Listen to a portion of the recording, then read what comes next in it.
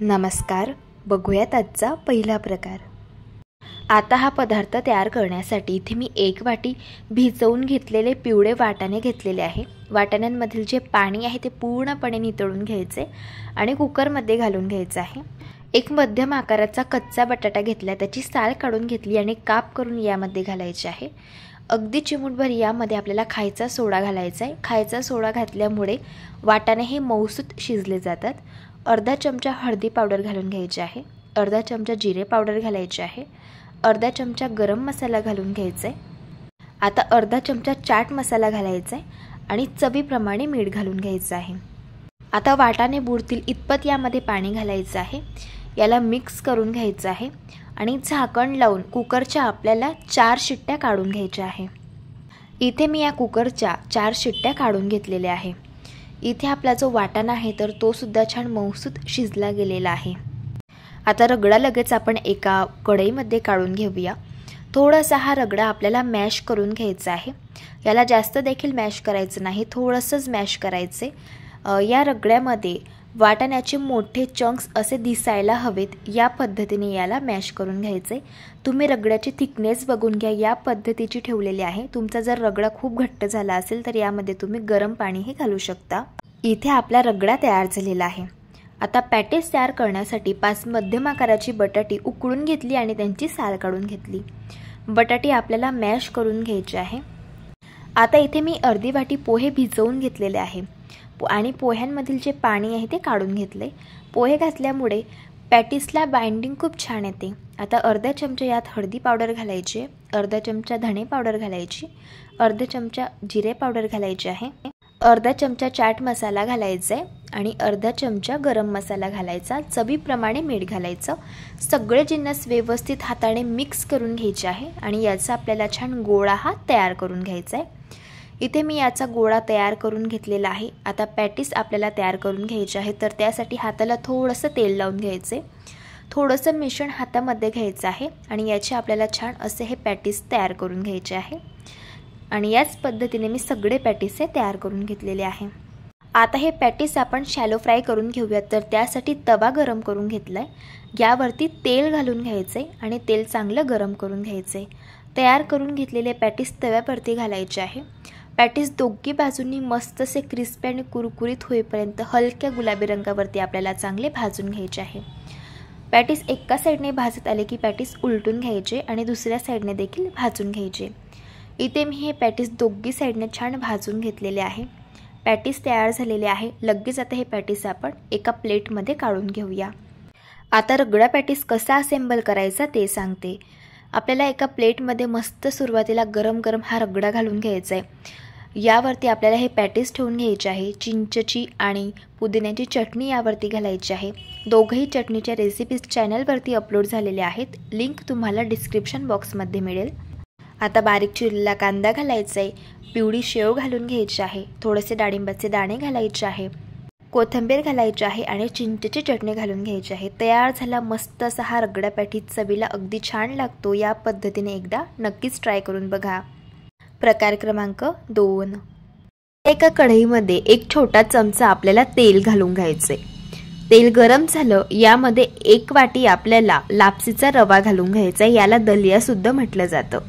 आता गॅसच्या अगदी मंद आचेवरती 4 ते 5 मिनिटं हा रवा आपल्याला सतत मिक्स करत भाजून घ्यायचा आहे। जसं जसं हा रवा भाजला जातो तसं तसं या रव्याचा प्रत्येक दाणा पांढरा शुभ्र दिसायला सुरुवात होते। हे बघा, अशा पद्धतीने रवा इथे भाजून झालाय आणि सांगितल्याप्रमाणे रवा छान असा पांढरा शुभ्र दिसत आहे। आता हा भाजून घेतलेला रवा आपल्याला एका प्लेटमध्ये थंड होण्यासाठी काढून घ्यायचे। तर त्याच कढईमध्ये आपल्याला 2 छोटे चमचे तेल घालून घ्यायचे। यामध्ये 1 चमचा साजूक तूप घालायचे। तुपाचा फ्लेवर यामध्ये खूप छान लागतो। आता तेल आणि तूप चांगलं कडकडीत गरम झालं, यामध्ये 1 चमचा मोहरी घातली। मोहरी तडतडल्यानंतर पाव चमचा हिंग घालून घ्यायचंय आणि 1 चमचा जिरं घालायचं आहे। आता यामध्ये एक मोठ्या आकाराचा बारीक कापून घेतलेला कांदा घालायचा आहे। 10 ते 12 कढीपत्त्याची पानं घालूया। आता कांदा आपल्याला मऊ होईपर्यंत 3 ते 4 मिनिटं चांगला परतून घ्यायचा आहे। बघा, कांदा इथे आपला परतून झालेला आहे। आता यामध्ये 1 चमचा आलं लसूणची पेस्ट घालून घ्यायची आहे। पुन्हा 1 ते 2 सेकंद आलं लसूणची पेस्ट आपल्याला कांद्यासोबत परतून घ्यायची आहे। आता यामध्ये आपल्याला काही भाज्या घालायच्या आहे। इथे मी एक मोठ्या साईजचा कच्चा बटाटा घेतला, त्याला कट करून घेतलंय। अर्धी वाटी यामध्ये श्रावण घेवडा घालायचा आहे आणि अर्धी वाटी गाजरचे काप घालून घ्यायचे। आता गॅसच्या मोठ्या फ्लेमवरती 1 ते 2 मिनिटे या भाज्या आपल्याला परतून घ्यायच्या आहे। अशा ह्या भाज्या गॅसच्या मोठ्या फ्लेमवरती परतून घेतल्यामुळे भाज्यांचा जो स्मोकीपणा असतो तो या पदार्थामध्ये खूप छान उतरतो। याला मी छान परतून घेतलं। यावरती 2 मिनिटं झाकण ठेवायचं आणि एक वाफ यावरती काढून घ्यायची। बघा भाज्यांवरती एक वाफ आलेली आहे।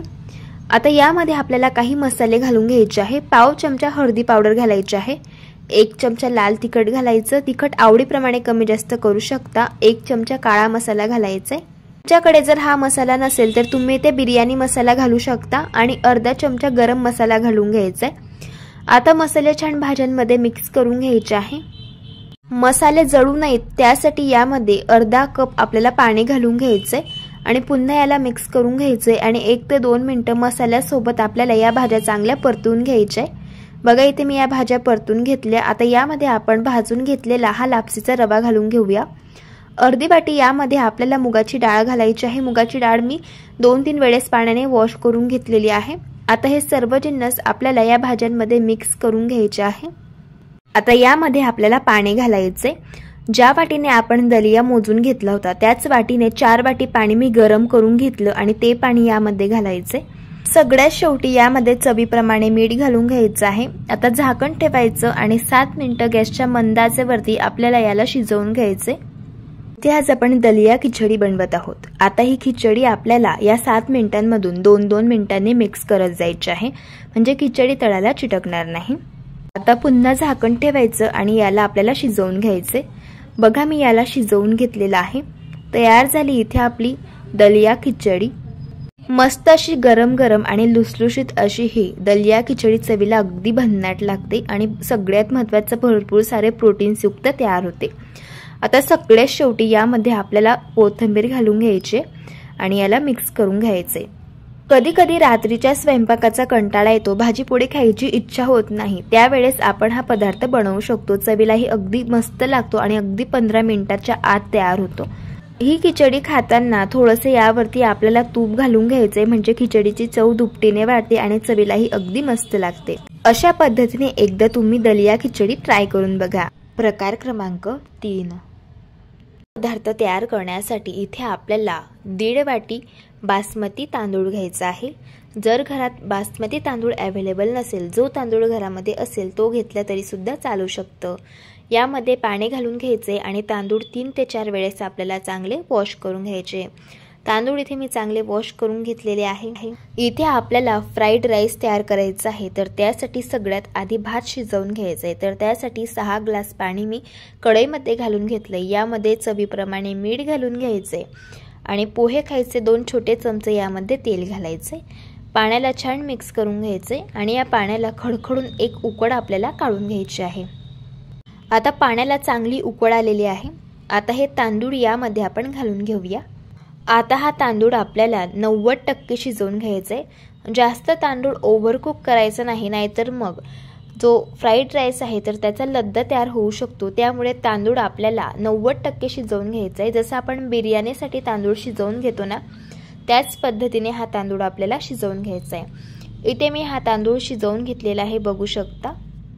आता लगेच गॅस बंद करायचा आहे आणि याला एका चाळणवरती काढून घ्यायचे आणि हा तांदूळ आपल्याला असा चाळणमध्ये पसरवून घ्यायचा आहे, कारण तांदळाची वाफ तयार होते आणि वाफेमुळे तांदूळ हा ओव्हर कुक होऊ शकतो। त्यामुळे असा हा तांदूळ आपल्याला चाळणवरती पसरवून घ्यायचा आहे। आता फ्राईड राईस कसा बनवायचा ते आपण बघूया। कढईमध्ये 3 छोटे चमचे तेल मी गरम करून घेतले। यामध्ये अर्धा चमचा हिंग घालून घ्यायचे, 2 चमचे बारीक कापून घेतलेला लसूण यामध्ये घालायचे आणि 1 चमचा बारीक कापून घेतलेलं आलं यामध्ये घालायचे। लसूण आणि आलं हलक्या गुलाबी रंगावरती चांगलं तेलामध्ये फ्राय करून घ्यायचे या पद्धतीने।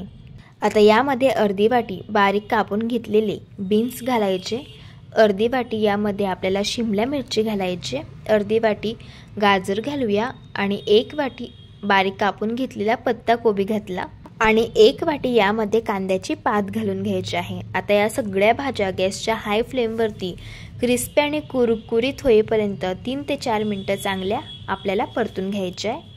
इथे मी ह्या भाज्या चांगल्या परतून घेतलेल्या आहे। आता यामध्ये आपण काही जिन्नस ॲड करून घेऊया। 2 चमचे यामध्ये आपल्याला शेजवान फ्राईड राईस मसाला घालून घ्यायचा आहे। जर तुमच्याकडे हा मसाला नसेल तर तुम्ही ते शेजवान सॉस सुद्धा घालू शकता। 1 चमचा काळी मिरी पावडर घालायचे, अर्धा चमचा लाल तिखट घालायचे, अर्धा चमचा काश्मीरी मिरचीचं तिखट घालायचं रंगासाठी। पोहे खायचे 2 चमचे यामध्ये सोया सॉस घालायचे आणि त्याच चमच्याने 2 चमचे रेड चिली सॉस घालून घेतला आणि 2 चमचे टोमॅटो केचप घातले। आता चवीनुसार यामध्ये मीठ घालून घेतलेलं आहे। मीठ बेतानेच घालायचं आहे कारण सॉसेसमध्ये सुद्धा मीठ असतं आणि इथे आपण भात शिजवताना देखील मीठ वापरलेलं होतं। सगळे सॉसेस चांगले आपल्याला या भाज्यांमध्ये मिक्स करून घ्यायचे आहे आणि हा शिजवून घेतलेला भात यामध्ये घालून घ्यायचा आहे। आता हा भात आपल्याला चांगले या तयार करून घेतलेल्या फोडणीमध्ये व्यवस्थित मिक्स करून घ्यायचा आहे। अगदी हलक्या हाताने हे मिक्स करून घ्यायचे आहे म्हणजे भाताचे तुकडे पडणार नाही। इथे मी याला छान मिक्स करून घेतलेला आहे, बघू शकता। अगदी परफेक्ट असा इथे आपला हा फ्राईड राईस तयार झालेला आहे। आता गॅसची फ्लेम अगदी स्लो ठेवायची आणि झाकण ठेवून एक वाफ आपल्याला या फ्राईड राईसवरती काढून घ्यायची आहे। इथे मी या फ्राईड राईसवरती एक वाफ काढून घेतलेली आहे। तयार झाला मस्तसा चमचमीत अगदी चायनीज सेंटरवरती मिळतो तसाच आणि त्याच चवीचा फ्राईड राईस घरच्या घरी। आता याला देखील आपण एका प्लेटमध्ये सर्व करून घेऊया। असा हा फ्राईड राईस चवीला अगदी भन्नाट लागतो आणि लहान काय मोठे सुद्धा फार आवडीने खातील इतका चविष्ट तयार होतो। नक्कीच एकदा या पद्धतीने तुम्ही ट्राय करून बघा। प्रकार क्रमांक 4। आता हा पदार्थ तयार करण्यासाठी 1 वाटी बारीक कापून घेतलेली पत्ताकोबी घ्यायची आहे। त्याच वाटीने पाव वाटी किसून घेतलेला गाजर घेतलं, पाव वाटी अगदी बारीक कापून घेतलेला कांदा यामध्ये घालायचा आहे आणि त्याच वाटीने 1 वाटी यामध्ये बेसन पीठ घालायचं आहे। पदार्थ क्रिस्पी आणि कुरकुरीत तयार होण्यासाठी 2 चमचे तांदळाचं पीठ घातलं, 1 चमचा हिरव्या मिरचीचे काप घातले, 1 चमचा आलं लसूणची पेस्ट घालून घेतली, 1 चमचा जिरे पावडर घालायचे, 1 चमचा धणे पावडर घातली, पाव चमचा हिंग घालायचे, पाव चमचा हळद घालायचे, पाव चमचा ओवा घालायचे आणि बारीक चिरलेली कोथिंबीर घालून घेतली। सगळे शेवटी चवीप्रमाणे मीठ घालून घ्यायचे। सगळे जिन्नस सुरुवातीला चांगले मिक्स करून घ्यायचे आहे। आता यामध्ये थोडं थोडं पाणी घालायचं आहे आणि याचं आपल्याला बॅटर हे तयार करायचं आहे। लक्षात ठेवा एका वेळेस जास्त पाणी घालू नका, नाहीतर मग बेसन पिठाच्या गाठी होऊ शकतात। थोडं थोडं पाणी घालून याचं आपल्याला बॅटर हे तयार करून घ्यायचे। बॅटर इथे मी तयार करून घेतलेला आहे। बॅटरची थिकनेस बघून घ्या, या पद्धतीची ठेवायची आहे। यापासून आपण धिरडी तयार करणार आहोत। त्यासाठी तवा इथे मी गरम करून घेतलाय, याला तेल लावून घ्यायचंय। आता हे तयार करून घेतलेलं धिरडीचं बॅटर तव्यावरती घालून घ्यायचंय आणि याला पसरवून घ्यायचं आहे। बॅटरमध्ये आपण भरपूर भाज्या घातलेल्या आहेत त्यामुळे अगदी गोलाकार असं हे धिरडं होत नाही। धिरडं आपल्याला दोघी बाजूने चांगलं भाजून घ्यायचं आहे। एका साइडने धिरडं भाजून झाल्यावरती पलटी करून घ्यायचे आणि दुसऱ्या साइडने देखील याला भाजून घ्यायचे। इथे हे धिरडं मी भाजून घेतलेलं आहे, याला आता आपण काढून घेऊया। इथे आपलं कोबीचं धिरडं तयार झालेलं आहे। मुलांना जर कोबीची भाजी आवडत नसेल त्यावेळेस तुम्ही हे धिरडं बनवून घेऊ शकता, चवीला अगदी छान लागतं। प्रकार क्रमांक 5। सगळ्यात आधी आपल्याला कढईमध्ये 3 ग्लास पाणी घालून घ्यायचं आहे। यामध्ये चवीप्रमाणे मीठ घालायचं आहे, 1 छोटा चमचा तेल घालायचं आहे आणि या पाण्याला आपल्याला एक खडखडून उकळ काढून घ्यायची आहे। हे बघा अशा पद्धतीने। इथे आज आपण हक्का नूडल्स तयार करणार आहोत, त्यासाठी इथे मी नूडल्स घेतलेले आहेत। ह्या नूडल्स आता आपण पाण्यामध्ये घालूयात। नूडल्स आपल्याला 70 to 80% शिजवून घ्यायचे आहेत। जास्त नूडल्स ओव्हर कुक करायचे नाहीत, जर जास्त नूडल्स शिजल्या तर त्यांचा लद्दा तयार होतो। इथे मी नूडल्स छान शिजवून घेतलेले आहेत आणि तुम्ही बघू शकतात अशा पद्धतीने आपल्याला या नूडल्स 70 to 80% शिजवून घ्यायचे आहेत। आता गॅस बंद करूयात आणि याला आपण एका चाळणवरती अशा पद्धतीने काढून घेऊयात। आता या नूडल्स चाळणवरती अशा पद्धतीने पसरवून घ्यायचे आहेत। आता या नूडल्सवरती आपल्याला थंड पाणी घालून घ्यायचं आहे, कारण नूडल्स खूप गरम आहेत आणि त्याची जी कुकिंग प्रोसेस असते तर ती चालूच असते, तर ती बंद होण्यासाठी यावरती थंड पाणी घालून घ्यायचं। असं नूडल्सवरती थंड पाणी घातल्यामुळे नूडल्स ओव्हर कुक होत नाहीत आणि त्यांचा लद्दा तयार होत नाहीत। नूडल्स अगदी छान सुटसुटीत आणि मोकळ्या मोकळ्या तयार होतात। आता इथे मी गॅसवरती कढई गरम करायला ठेवलेली आहे। यामध्ये आपल्याला 3 छोटे चमचे तेल घालायचे। तेल गरम झालं, यामध्ये 1 चमचा मोहरी घालूया। मोहरी तडतडल्यानंतर यामध्ये आपल्याला लसूण घालून घ्यायचंय। इथे मी 6 ते 7 लसणाच्या पाकळ्या उभ्या बारीक कापून घेतल्या होत्या, तर त्या घातल्या। हा लसूण आपल्याला हलक्या गुलाबी रंगावरती अशा पद्धतीने छान परतून घ्यायचा आहे। यामध्ये पाव चमचा हिंग घालूया। आता इथे मी एक मोठ्या साईजचा कांदा घेतला आणि याला अशा पद्धतीने उभा कापून घेतलेला आहे। आता हा कांदा आपल्याला गॅसच्या अगदी हाय फ्लेमवरती 3 ते 4 मिनिटं हलक्या गुलाबी रंगावरती छान परतून घ्यायचा आहे। हे बघा अशा पद्धतीने। इथे मी 1 वाटी पत्ता कोबी अशा पद्धतीने उभी बारीक कापून घेतलेली आहे आणि आता यामध्ये त्याच पद्धतीने मी कापून घेतलेली शिमला मिरची घालत आहे।